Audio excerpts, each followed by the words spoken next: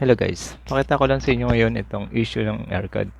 So kung na-experience nyo to, yung timer niya, blinking lang siya ng blinking. And then yung unit niya, ayaw niya mag-on. So kahit anong gawin mo, anong press na gawin mo sa remote, ayaw niya mag-on. Nagbiblink lang siya na nagbiblink. So papakita ko sa inyo yung solution dito kung paano. Una, gamit yung remote, press nyo lang yung check button na nakaharap sa mismong air condition.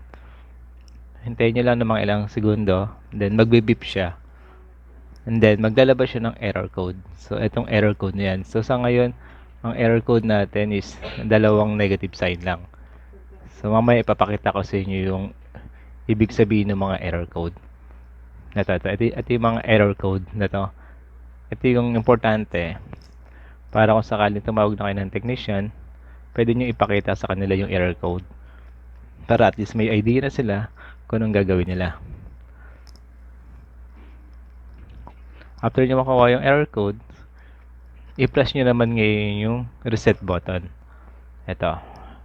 Press and hold nyo lang ng mga ilang segundo hanggang madinig nyo na mag-beep yung unit.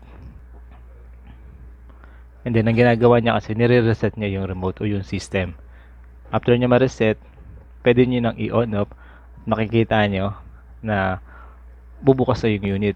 Pero hindi ibig sabihin na bumukas na yung unit is okay na siya. So, ang ginawa lang natin dito, bypass lang natin, nireset natin yung error code niya para lang makita nyo na gumagana. So, next step nyo pa rin is tumawag ng aircon technician para malinis at o para ma-fix yung talagang sira niya. Okay guys, so thanks for watching.